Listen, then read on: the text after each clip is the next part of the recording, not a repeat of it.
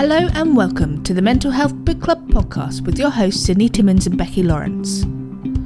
We would like to take this opportunity to let you know that we will be covering a diverse range of mental health topics that may be distressing to some listeners. You can find a full list of the topics being covered in each episode in the show notes. Please check the show notes before listening to any of our episodes. Welcome to the Mental Health Book Club podcast with me, Sydney Timmins.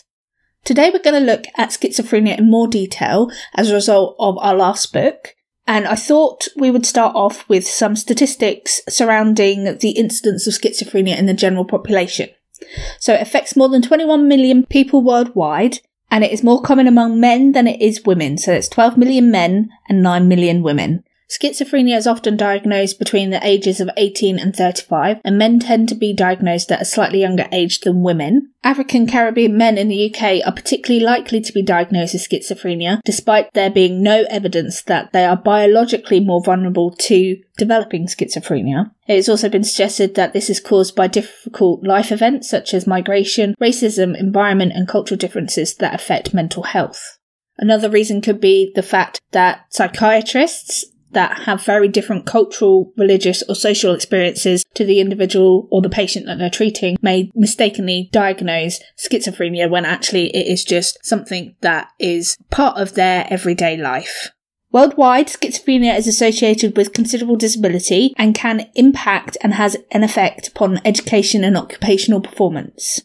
People with schizophrenia are also 2 to 2.5 times more likely to die early, so the life expectancy is reduced by 10 to 15 years than the general population, and this is often due to physical illnesses such as cardiovascular disease, metabolic disease and infectious diseases. Unfortunately, a diagnosis of schizophrenia also comes with stigma and discrimination, and also people will find that they have their human rights violated, and it's not uncommon for that to happen, and it affects 1 in every 100 people in the UK. So what actually is schizophrenia? Well, schizophrenia is a mental illness and a disorder of the mind that affects how you think, feel and behave. And there are lots of symptoms associated with schizophrenia, and these will impact an individual's everyday life.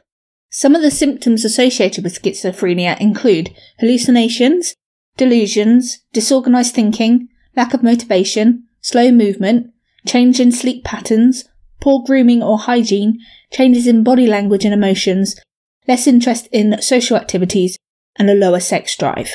And I'm going to go into some of those in more detail as we go through the podcast. Moving on to the diagnosis. So according to the Diagnostic and Statistical Manual of Mental Disorders, and that's the 5th edition, the patient who is going to be diagnosed with schizophrenia must meet 2 of the following criteria for diagnosis. So the patient must have experienced delusions, hallucinations, disorganized speech, disorganized or catatonic behaviour, and negative symptoms. At least one of these symptoms must be the presence of delusions or hallucinations or disorganized speech. The individual must also experience this disturbance for a period of at least 6 months, during which time the patient will experience at least 1 month of active symptoms, or less if they are successfully treated, and with social or occupational deterioration problems occurring over a significant amount of time, and these problems must not be attributed to another condition. The American Psychiatric Association, who are the people that write the Diagnostic Statistic Manual, have recently, in 2013, removed the subtypes of schizophrenia that were once seen, so that's the paranoid schizophrenia label. This is because they decided that the criteria wasn't actually that helpful for providing better targeted treatment or predicting treatment responses, and that most people with schizophrenia would have some kind of element of being paranoid as it is. However, the ICD-10, which is developed by the World Health Organization, which is the International Classification of Diseases, which was originally published in 1994, continues to include the subclasses of schizophrenia, but the new ICD-11, which is due out in 2018, has dropped the subcategories as well. So at the moment, there is some discrepancy between what people will be diagnosing or what people are classified as, because the ICD gives you a numerical representation of the diagnosis. So in the ICD-10, paranoid schizophrenia is basically dominated by a relatively stable, often paranoid delusions, usually accompanied by hallucinations, particularly auditory hallucinations and perceptual disturbances. They can also show disturbances of affect, volition and speech, and catatonic symptoms, and those are either absent or relatively inconspicuous. Speech and emotions may be unaffected. And even though the subclassifications that are associated with schizophrenia have been dropped from the Diagnostic Statistics Manual, if you type in paranoid schizophrenia to Google, a whole host of information appears. I think next we should dive deeper into the signs and symptoms of schizophrenia. And as I said briefly when we were discussing the diagnosis, they are split into something called positive or negative symptoms. So the positive symptoms are the hallucinations, the delusions, the disorganized thinking, the disorganized speech. And just because they are called positive symptoms doesn't mean in any way that they are a positive experience to anyone that has them, whereas negative symptoms include things such as not being able to carry out normal hygiene routines. So positive symptoms are experiences or behaviours that you start having as part of schizophrenia, which include the hearing of the voices, seeing things that others don't, and believing something is real or true when it isn't, or believing that your thoughts are being monitored or controlled.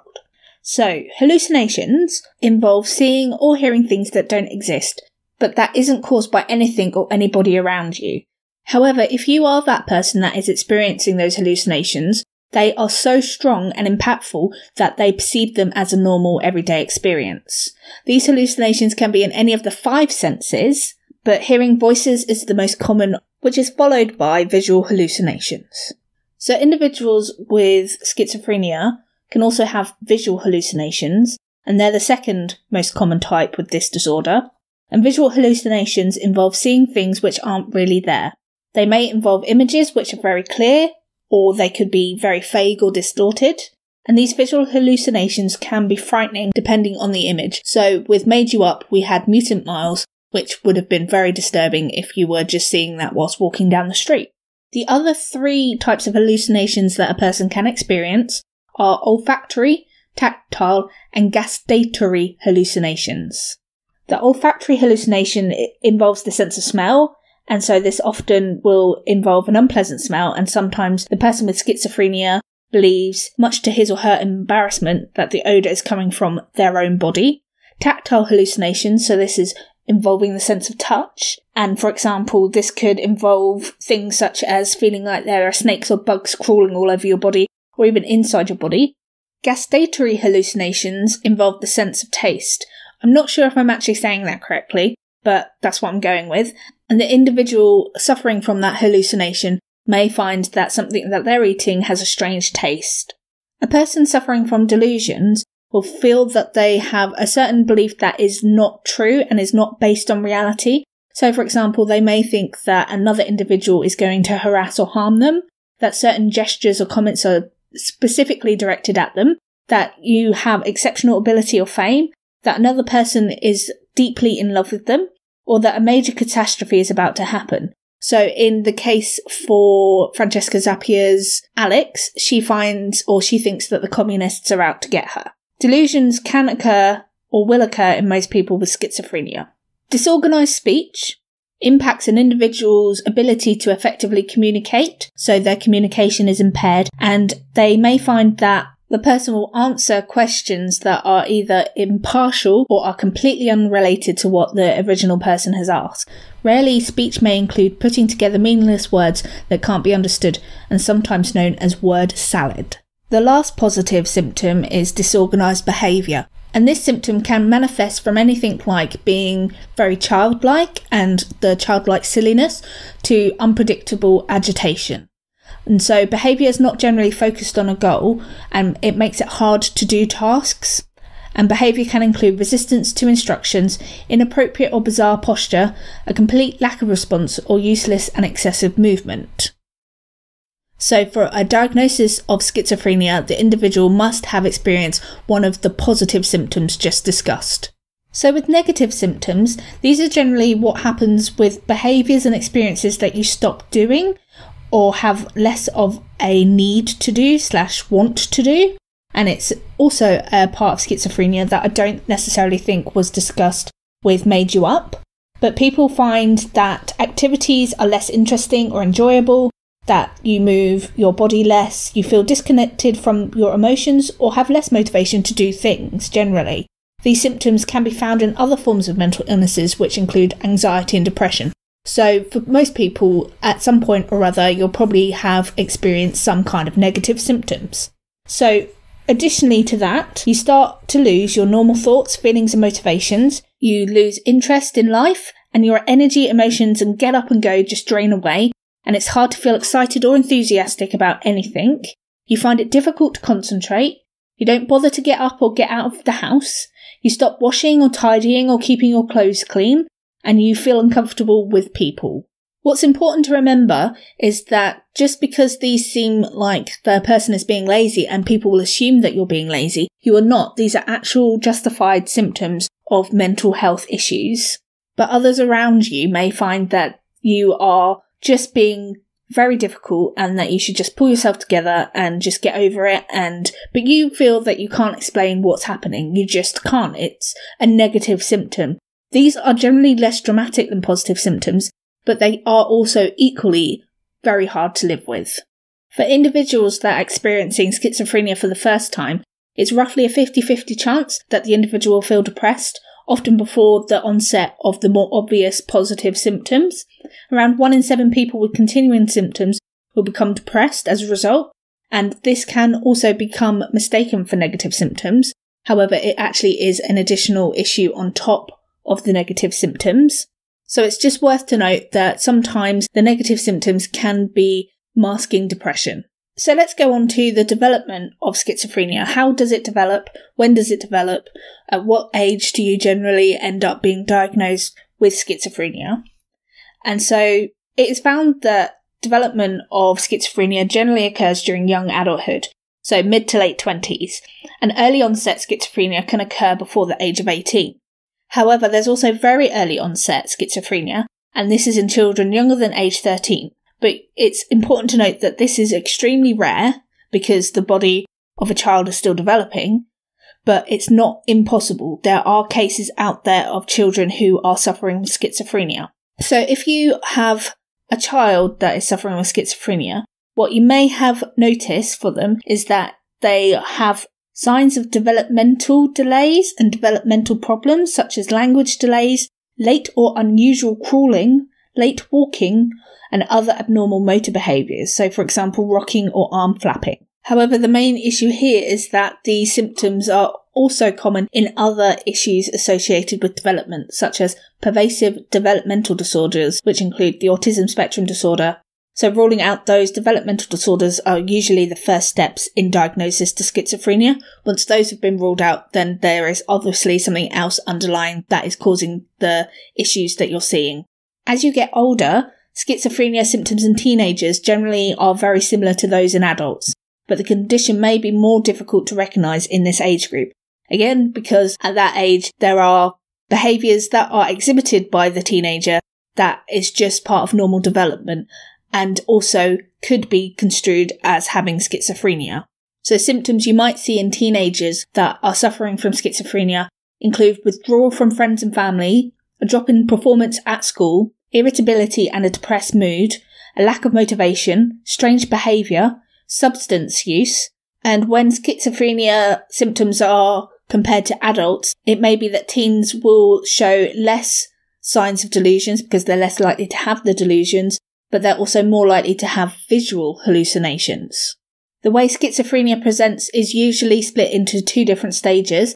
The early stage of schizophrenia is called the prodromal phase, where a person at this stage may find that they are having changes in sleep, their emotions, their motivation, their communication and ability to think clearly. And if you become unwell during what would be known as an acute episode, you may feel panic, anger or depression during this acute episode, and your first episode can be a shocking experience because you're not expecting it or are prepared for it. So when an individual first starts to have the symptoms that are associated with schizophrenia, such as the positive symptoms, it can be extremely disorientating and scary.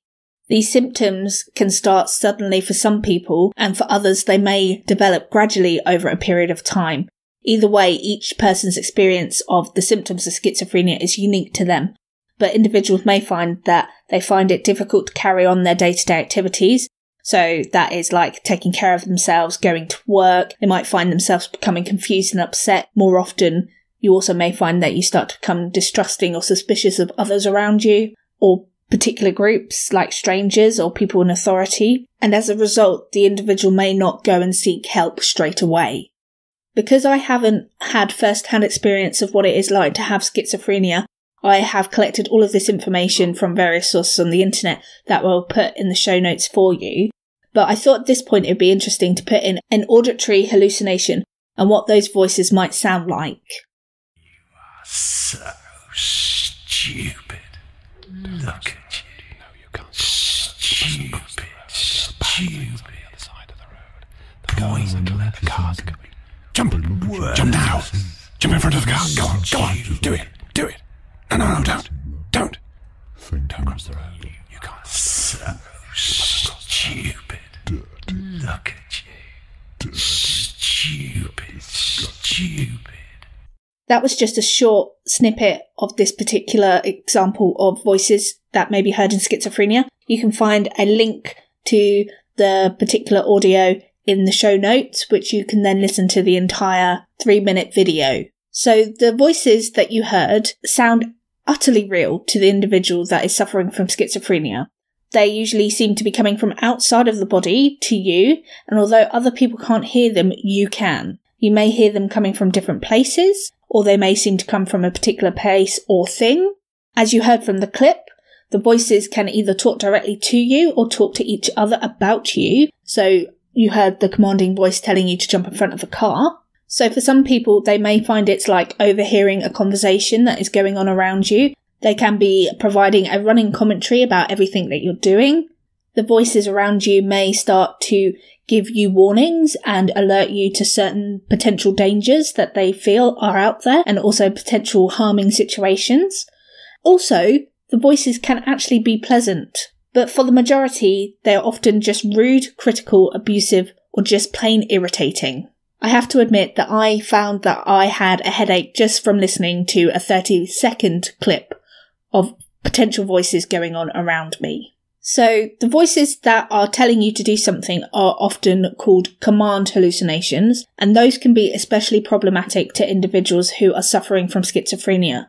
These are especially an issue if the voices are telling you to harm yourself or someone else. So a person who is suffering from schizophrenia will often have an increased risk and vulnerability to suicidal violence, as they feel that they need to obey those voices. They are compelled to obey. Now, I don't want to add to the stigma associated with violence and schizophrenia. There is a relationship in the fact that people that have schizophrenia have shown to be more violent than the general population in studies. So yes, there is an increased risk of violence if you suffer from schizophrenia.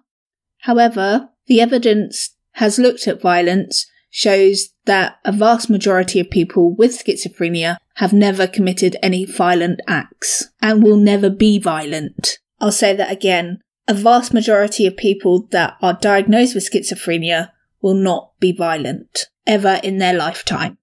These voices can also be problematic if they tell you not to take your medication, for example. Also, if the voices are warning them that healthcare staff and family members that are trying to help the individual with schizophrenia are a threat to them. And as a result, voices can play a significant role in a person's adherence to any treatment that is being offered. Auditory hallucinations also disrupt the person's thinking and make it difficult to focus or concentrate. What I would suggest is that you take the 30-second section of voices that I have included into this podcast and you listen to it whilst at the same time trying to do a complicated task. So that could include trying to do a crossword or try and do 30 seconds of a Sudoku puzzle whilst listening to the voices and see how well you get on and how focused you can be. Better yet, take the 3-minute sample that is in the show notes and try it with that. I had a go and I failed miserably at trying to be able to do anything.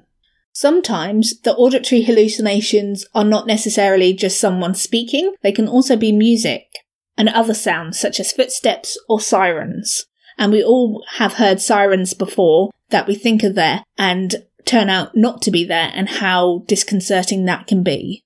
So my strategy for dealing with the voices, whilst I tried to complete different tasks, at first I tried to ignore them, and I think that that was the best strategy for me at the time. However, you may find that as time goes on, it's really difficult to ignore something in your ear constantly telling you to do stuff. So some people may find that it's easier to talk back to them or even shout back at them, particularly if it's a loud or irritating voice. Sometimes individuals may find that they are looking for the sources of the voices, so they may start looking for hidden microphones. There might be hidden speakers somewhere that are producing the voices. They may also assume that the voices are coming from a spiritual realm or other alternate universe. What is also important to note is that these voices are actually real to the individual. They're not imaginary. The brain is actually producing voices. Those that suffer from auditory hallucinations have been put into scanners, and so they've looked at the brain and what's happening inside, and the brain lights up when the individual hears voices. And the areas that are shown to be illuminated when the voices are being heard is exactly the same places where our speech and where our brain forms words is coming from, and so the brain seems to mistake that the thoughts or inner speech are actually voices coming from outside of the individual. There are other people that may find that they hear voices, and this can happen in severe depression, but they tend to be simpler, repeating the same negative or critical word or phrase over and over again.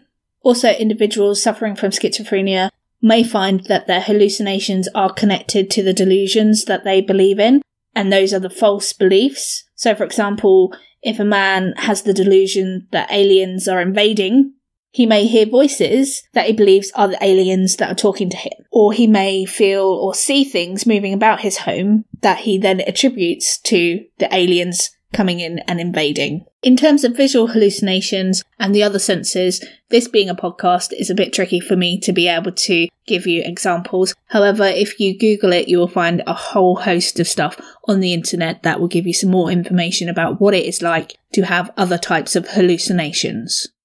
The cause of schizophrenia, unfortunately, isn't yet known, and research into how it develops over time is continuing to happen. It's ongoing. But generally, there are some common things that people feel may cause schizophrenia, and it's a combination of these factors that can be the reasons behind schizophrenia. However, our knowledge may change as we learn more. So as of October 2017, it is thought that certain stressful life events can impact the development of schizophrenia, and those include feeling lonely or being isolated, being out of work, having money problems, becoming homeless, losing someone close to you, being abused or harassed, birth complications, a difficult time whilst growing up, and the heavy use of cannabis.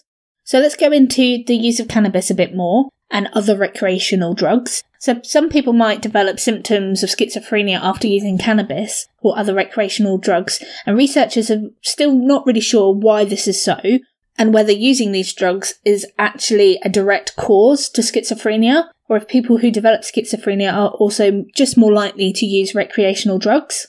But for those who have schizophrenia, using drugs can make the symptoms worse, with some studies showing that individuals who are having a period of recovery are more likely to have a relapse of their symptoms if they use high-potency cannabis. It is also thought that drinking alcohol and smoking may also stop medication from effectively treating your symptoms, so it may reduce the efficacy of the treatments that you are being provided.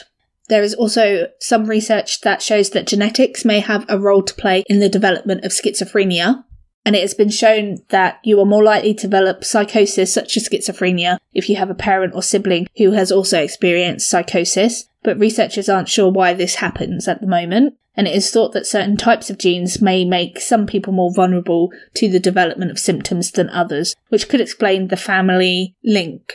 Other research has also shown that the area that you live in may have an impact upon whether you develop schizophrenia symptoms. And if you live in a city, you are at an increased risk of developing schizophrenia.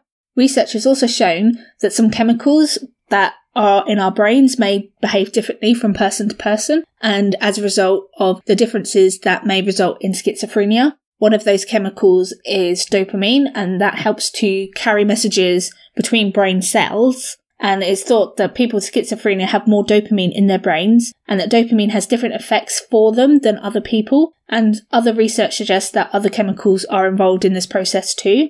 So schizophrenia can be treated with antipsychotics, which have been shown to reduce dopamine levels in the brain. Other possible causes of schizophrenia by studies have shown that there is just differences in brain. There may be some kind of injury to the brain. As I said, the birth problems, so if someone was starved of oxygen during birth, and a variety of other different physical causes have been suggested.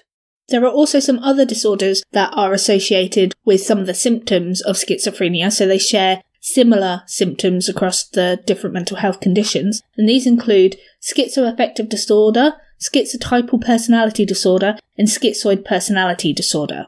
I'm going to discuss the other 3 types of mental health issue in brief detail here, just because they are related to schizophrenia and share some of the symptoms. However, I'm not really going to go into too much depth, but it is interesting to see where the similarities lie and where the differences are. So, schizoaffective disorder is a mental illness that can affect your thoughts, mood and behaviour. You may have symptoms of bipolar disorder, and these symptoms include having mania, depression and psychosis. So what I mean by mania, or manic symptoms, it's where an individual feels happy or positive even if things are not going well for them. They're feeling overly active, energetic or restless. They're feeling more irritable than usual. They're feeling much better about themselves than usual. They're talking very quickly, jumping from one idea to another or having racing thoughts. They are easily distracted and struggling to focus on one topic at a time. They don't seem to need much sleep. They're thinking that they can do more than they actually can. They do things that they normally wouldn't do, which can cause problems. This includes spending lots of money, having casual sex with different partners, using drugs or alcohol, gambling or making unwise business decisions. They are much more social than they usually are, and they might be more argumentative, pushy or aggressive than usual.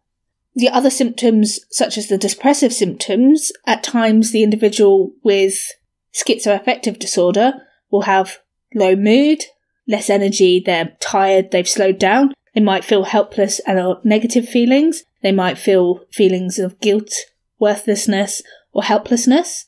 They might find that they're less interested in things than they normally are, and they're less interested in the things that they like to do. They might find that they have difficulty in concentrating, remembering, and making decisions. Again, they might be restless or irritable. In comparison to the mania side of things, the individual will sleep too much. They will also not be able to get to sleep in the first place. They might also have disturbed sleep. There may be changes in the amount of food that they want to eat, so they might be more hungry or less hungry. They might have a weight change, and their thoughts might have moved towards death or suicide or attempted suicide. So the symptoms that an individual with schizoaffective disorder have in common with a person that is suffering from schizophrenia is that they have hallucinations. The individual may also have delusions. Their speech may be disorganised and they may begin to talk quickly or slowly, and the things that they say might not make sense to others around them. They may switch topics without any obvious link. They will show disorganised behaviour, so they may end up wearing clothes that are inappropriate for the weather, and they may act inappropriately to other people, so laugh if the person is telling them sad news. They also may have catatonic behaviour, so they may feel unable to move or appear to be in a daze, and the individual may experience negative symptoms. Schizotypal personality disorder is a pattern of acute discomfort in close relationships, distortions in thinking or perception, and eccentric behaviour. A person with schizotypal personality disorder may have odd beliefs or magical thinking, odd or peculiar behaviour or speech, or may incorrectly attribute meanings to events. There's also schizoid personality disorder, and that is a pattern of detachment from social relationships and a limited range of emotional expression. So a person with schizoid personality disorder typically does not seek close relationships with others, preferring to choose solitary activities, and they appear indifferent to praise or criticism from others. There has been some controversy surrounding the diagnosis of schizophrenia, and lots of people have differing views about whether the condition is actually a condition or not. So views on schizophrenia have changed over the years, with lots of people questioning whether schizophrenia is actually one condition or a multitude of conditions that all overlap together. And because experts can't agree on an exact definition of schizophrenia, there has been arguments that perhaps it shouldn't be used as a diagnosis at all, whereas others think that the name of the condition doesn't matter and that it would be more useful to focus on what helps with specific symptoms and individual needs, rather than worrying about what they should be calling the condition. The reality is that many people are still given a diagnosis of schizophrenia, and if you are one of those people, it might be helpful to think of a diagnosis as a tool for treating what you're currently experiencing, rather than having it as a definition to you, as a label that you carry around and something that you will have and live with forever. Some people find that getting a diagnosis is really helpful, but some don't. And in the UK particularly, it's important to get a diagnosis to open up the treatments that you will need to have to help you live your life in a way that you want to. It's important to know that at this time there is no cure for schizophrenia, and the only thing that can be done is treatment to help improve the individual cope with the symptoms or reduce the symptoms. So how is schizophrenia treated for those that are suffering from the condition? Well, there are several different types of treatments. However, usually for an individual with schizophrenia, it's important that they are managed by a multidisciplinary team that will include different types of healthcare professionals. So because of the cardiovascular disease risks and the issues with everyday life, they may have a social worker, an occupational therapist, a psychiatrist, so a doctor. All of those come into play to provide the person with the most effective treatment. So there are several treatment options, as I said. One of those is CBT. So in CBT for schizophrenia, it will potentially help the person be able to cope with the symptoms of psychosis, such as the delusions and hearing the voices. It can help to ease stress, so the symptoms don't get worse. So it's found that if the person is stressed, those symptoms may increase. It also allows you to help manage any side effects from any medication that the individual has been given. And it also helps the individual to cope with other problems, such as social anxiety and depression. So we said earlier that sometimes negative symptoms can mask any depression, or the depression can mask negative symptoms. Ensuring that you get the correct treatment for all of the conditions the individual has is really important. So talking treatment for schizophrenia should focus on helping the individual cope with the symptoms, rather than trying to convince you, the individual suffering from schizophrenia, that what you believe in and what you experience is wrong. So if the individual who is treating you tries to tell you that everything that you're hearing or seeing is not true, it's all wrong, that isn't what the point of this therapy is. People suffering with schizophrenia may be put onto different types of medication. These are usually antipsychotic medications, and those are usually prescribed by doctors. And those medications can help with symptoms of psychosis. They affect each individual differently, so depending on whether the one treatment is effective or not depends on how many you have to try to get the one that's best for you. It is important to note that not all medication is effective for everyone. There are major negatives associated with taking medications for schizophrenia, and those come in the form of the side effects, and the side effects can be quite extreme, and the doctor needs to know about those side effects. It can involve trying more than one type of medication, as I said, to see which one works best for you. And before starting any of these medications, your doctor should go through the side effects, the potential risks, the benefits of the medication, and you as an individual who is taking that medication has a right to know everything you can about that particular medication. Medications can be used as a short-term treatment option or may be needed for a longer period of time. You may also go through something called family intervention, which is a type of talking treatment for relatives or carers of people who are diagnosed with schizophrenia. So the family intervention for schizophrenia helps relatives or carers work out how best to support the individual that is suffering from schizophrenia. It helps family members find ways of coping and solving problems together. It generally involves the person who is suffering from schizophrenia to be involved, because then their preferences and their needs can be taken into account.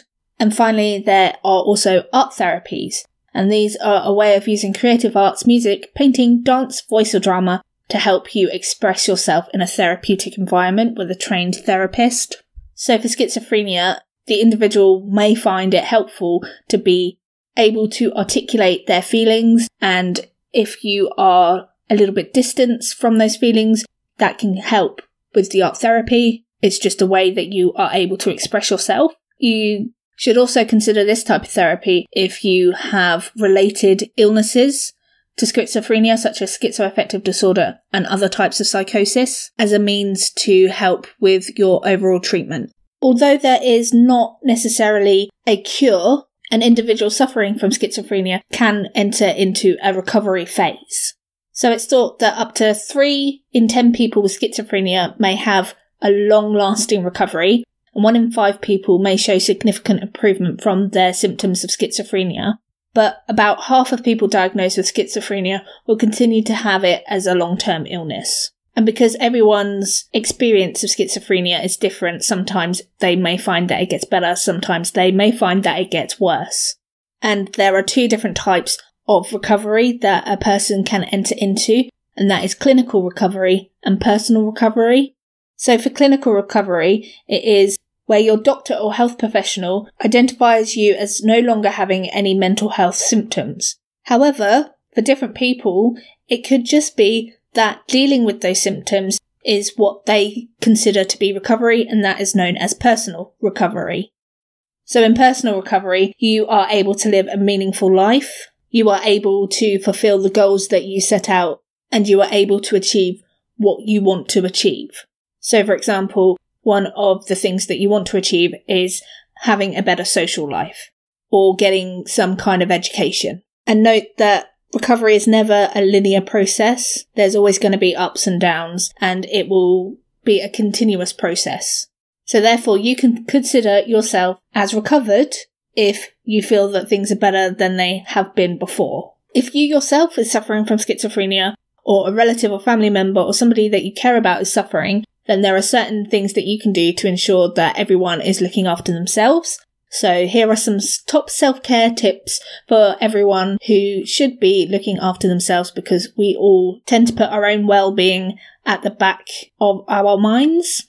So you can ensure that you are eating a healthy diet, that you are exercising regularly, that you have a good structured daily routine, and that you are looking after your relationships and your emotions. Everyone could learn more about schizophrenia in general, also learning about the medications that the person is taking or that you are taking, also how to recognise when someone is becoming unwell or when you are becoming unwell, how to recognise certain triggers, so you could do that potentially by keeping a diary, also information about how to get help and what to do in a crisis. So whilst you're well, you can ensure that you draw up a crisis plan so that everyone knows what their role is at that time. You can also find out what it looks like to be considered in recovery. So that is making sure that you have a set of goals that you are trying to achieve.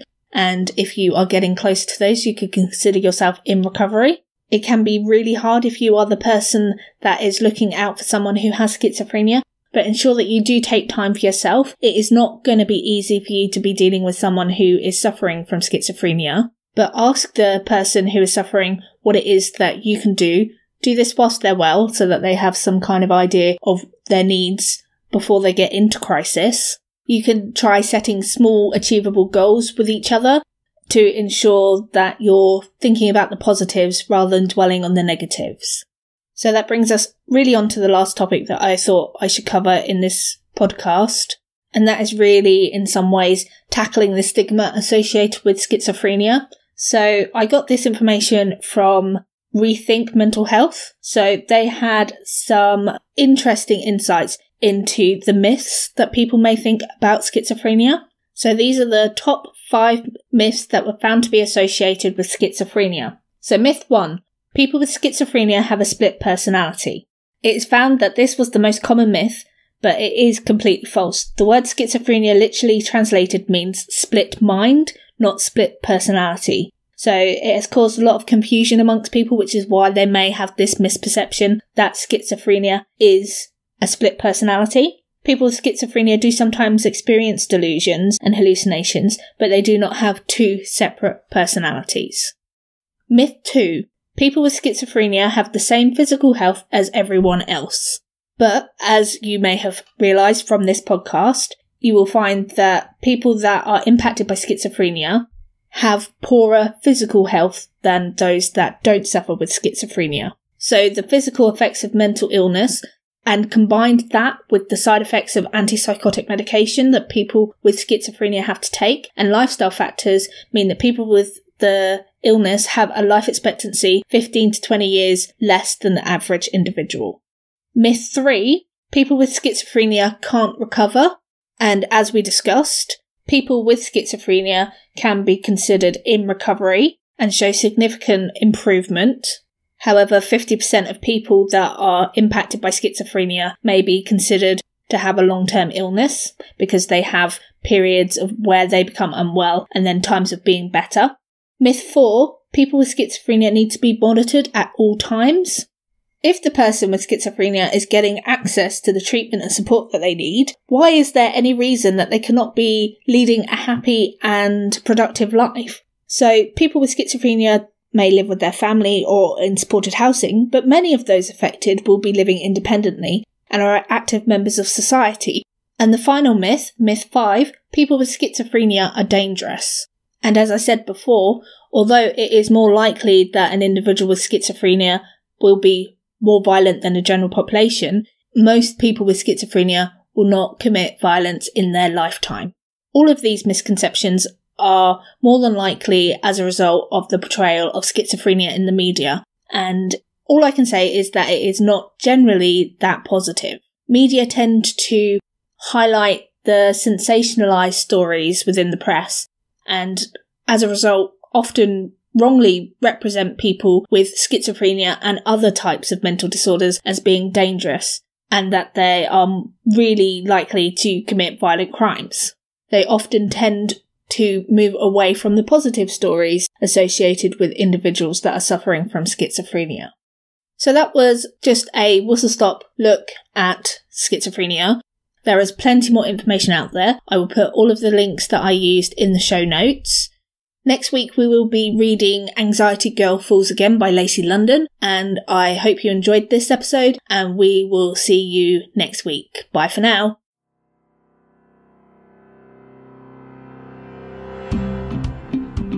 Thanks for listening to this episode of the Mental Health Book Club podcast. If you feel that you need additional support with your mental health, please call the Samaritans on 116-123, which is a 24-hour helpline. And if you need additional information about mental health issues, please visit Mind at mind.org.uk. Next week, I will be doing a deep dive into schizophrenia. The following week, we will be reading Anxiety Girl Falls Again by Lacey London, which is book 2 in the Sadie Valentine series. If you'd like to find out more details, please visit our website at mentalhealthbookclub.com. We would really love to hear what you think about this podcast. Please get in touch with us at our Facebook page, which is the Mental Health Book Club, or at our Twitter, which is at MHBC_podcast. And if you like the podcast, please share it with your family and friends, and leave us a 5-star rating on iTunes or wherever you get your podcasts.